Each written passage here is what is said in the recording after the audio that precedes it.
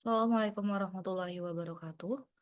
Sebelumnya, perkenalkan, di sini saya Sabila Ratu Catherine, perwakilan dari kelompok 143 yang berada di Desa Nglego, Kecamatan Ngargoyoso, Kabupaten Karanganyar.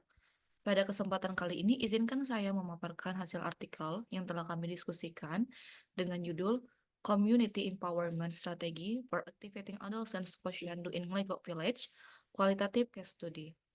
Adapun anggota kelompok AKN MAS 143 ialah Fadlan David Fatoni, Yulia Isnaini, Tizi Fitri Alwi, Sabila Ratu Catherine, Ari Putri Pratama, Sabita Hayadita Asnaini, Adrian Sugi Hartanto, Nurmelidia Larasati, dan Kurnia Dwi Anggi.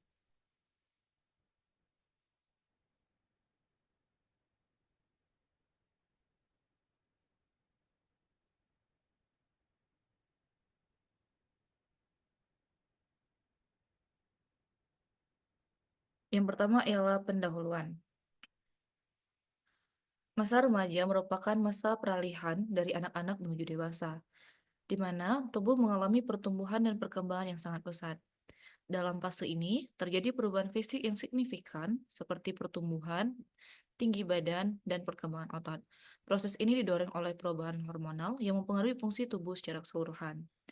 Oleh karena itu, penelitian ini bertujuan untuk menginvestigasi strategi pemberdayaan masyarakat dalam mengaktifkan posyandu remaja di Desa Nglego.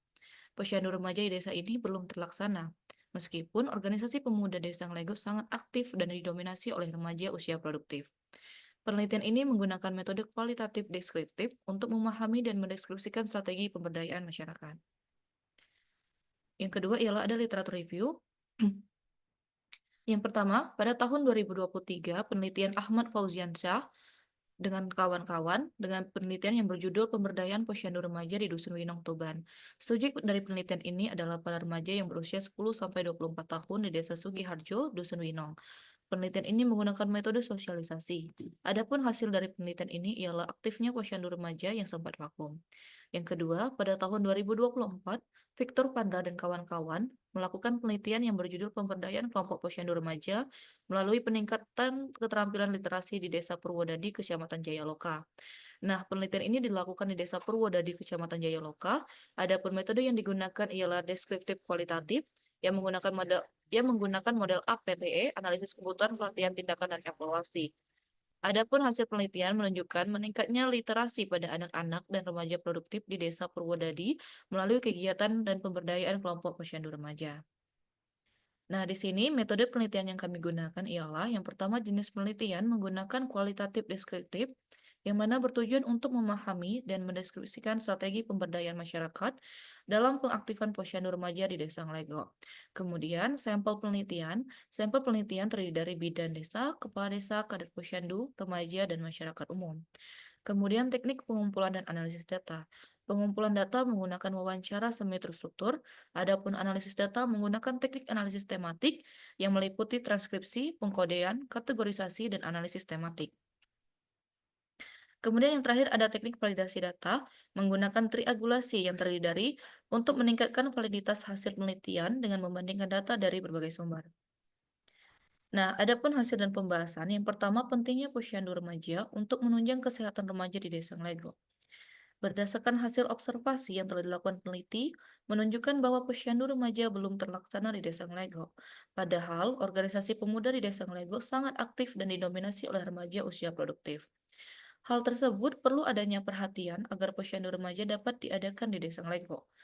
Adapun hasil wawancara dengan bidan desa pada Jumat 23 Agustus 2024 menunjukkan bahwa posyandu remaja di Desa Nglego memerlukan revitalisasi segera.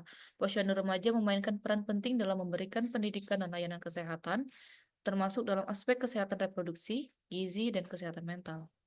Nah, revitalisasi posyandu remaja sendiri memerlukan keterlibatan dan pemberdayaan berbagai pihak terkait untuk memastikan keberlanjutan pelaksanaannya.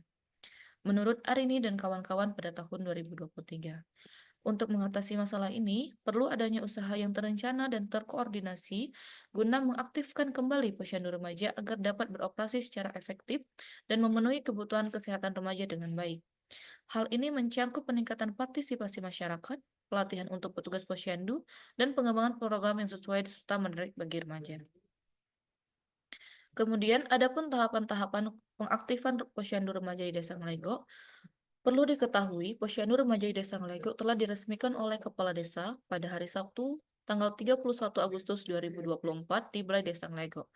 Acara peresmian tersebut dihadiri oleh Kepala Desa, perangkat puskesmas, bidan Desa Ngelego, serta perwakilan remaja dari 7 dusun, yang mana setiap dusun diwakili oleh 10 orang sebagai kader Posyandu Remaja. Nah, untuk tahapan pengaktifan posyandu remaja sendiri terbagi menjadi tiga. Yang pertama, tahap pelaksanaan. Di sini, pada tahap ini, pembuatan konsep dan pedoman pelaksanaan, pendekatan internal dan eksternal. Pendekatan internal dan eksternal yang anggota KKN Mas lakukan ialah melalui pendekatan internal dengan koordinasi dengan bidan desa dan eksternal koordinasi dengan perangkat desa. Kemudian pelaksanaan. Pelaksanaan sendiri terdiri dari sosialisasi dan pembentukan posyandu remaja, pelantikan kader posyandu remaja, serta pelatihan kader posyandu remaja. Dan yang terakhir ada tahap pasca pelaksanaan, yang mana pembuatan grup posyandu remaja di Desa Ngelego dan penetapan hari pelayanan posyandu remaja. Adapun penerapan kegiatan posyandu remaja di Desa Ngelego. Perlu diketahui bahwasannya posyandu remaja pertama kali dilaksanakan di Dusun Ngungkal pada hari Sabtu 7 September 2024. Kegiatan tersebut dimulai dengan pembukaan acara, dilanjutkan dengan penyuluhan mengenai kesehatan reproduksi dan pendidikan seks. Kemudian ada penedakan KKN Mas 143 mengadakan senam kesehatan jasmani dan pelaksanaan posyandu. Nah, untuk posyandu ini sendiri dijadwalkan akan dilaksanakan sebulan sekali pada minggu kedua menggunakan sistem 5 meja, yang terdiri dari yang pertama meja pendaftaran, yang kedua meja pengukuran tekanan darah, tinggi badan, lila, dan berat badan, meja 3 pencatatan, meja 4 penyuluhan kesehatan, dan meja 5 pelayanan kesehatan.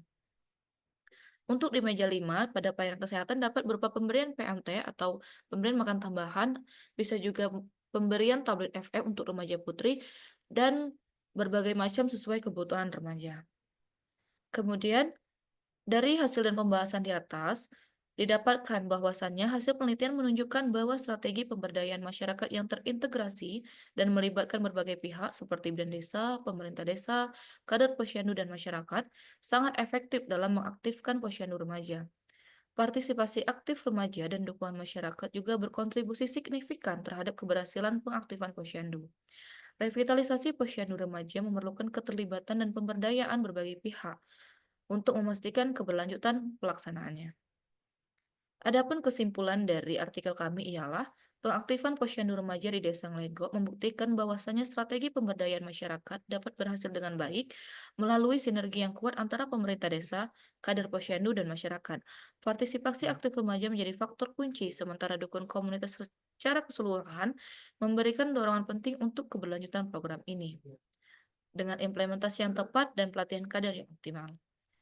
Hasil penelitian ini menunjukkan bahwasannya partisipasi aktif dari remaja dan dukungan penuh dari masyarakat sangat diperlukan untuk memastikan keberlanjutan program posyandu remaja. Harapannya, program ini tidak hanya bermanfaat dalam meningkatkan kesehatan remaja, tetapi juga menjadi fondasi penting untuk membentuk generasi muda yang sehat dan produktif. Revitalisasi posyandu remaja melalui pemberdayaan masyarakat yang berkelanjutan diharapkan dapat terus berkontribusi pada peningkatan kualitas remaja di Desa Ngelego. Nah, teman-teman semua perlu diketahui bersama bahwasannya remaja sendiri ialah calon orang tua yang akan di masa yang akan mendatang. Remaja inilah yang nantinya mempunyai peran besar dalam mewujudkan generasi-generasi berkualitas di masa yang akan datang. Jadi, upaya yang paling tepat guna pencegahan stunting diawali dari remaja itu sendiri. Kurangnya pengetahuan remaja sebagai calon orang tua mengenai pengasuhan 1000 hari pertama kehidupan atau biasa disebut dengan 1000 HPK dapat meningkatkan risiko anak yang akan dilahirkan itu kelak mengalami gangguan pertumbuhan sehingga dapat menyebabkan stunting.